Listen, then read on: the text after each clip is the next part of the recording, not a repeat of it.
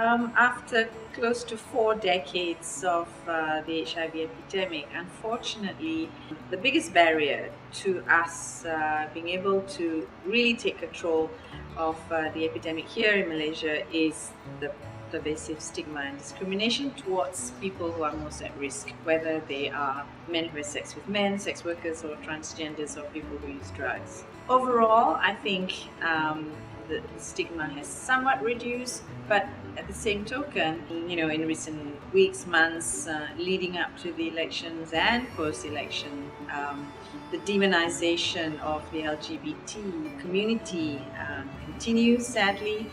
And these are the things that prevent people from coming forward, that instills fear in people who belong to these groups at risk from coming forward, which is really frustrating. And for me as a clinician and as a public health practitioner, frustrating and saddening, because we now in the HIV medical world, we can prevent someone from getting HIV effectively.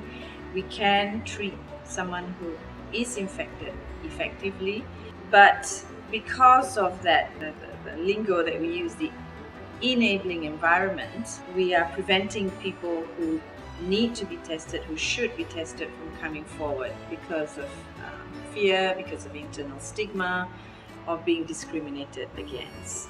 So removing the stigma is kind of holy grail of HIV response, but we need to decouple the whole religion and LGBT versus really taking a public health approach towards responding to the HIV epidemic. Easier said than done.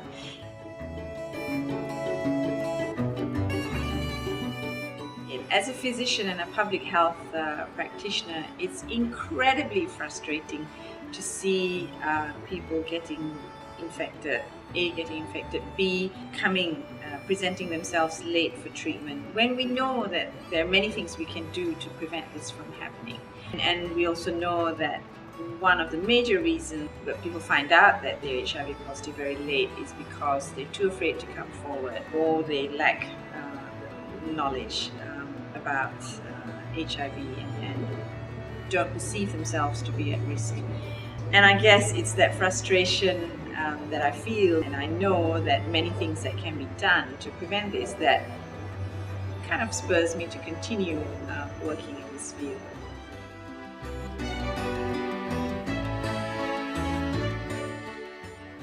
Malaysian AIDS Foundation and Malaysian AIDS Council have traditionally had great corporate sector support in our programs, not just from a direct philanthropy, charity side of things, but also in terms of really being involved in programs. For instance, we have Samdabi supporting a program that enables people living with HIV to access expensive antiretroviral drugs that they would have had to pay out of pocket.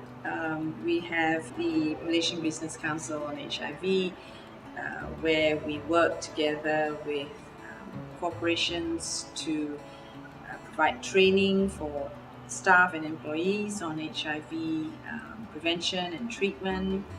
We are also working with the Malaysian Business Council, MBCH for short, to advocate for sound HIV workplace policy. And by that we mean, it's not going to be mandatory for people starting work to be HIV tested, and to protect them from getting sacked if they found to be HIV positive, and to provide support in terms of treatment care and support if they're HIV positive.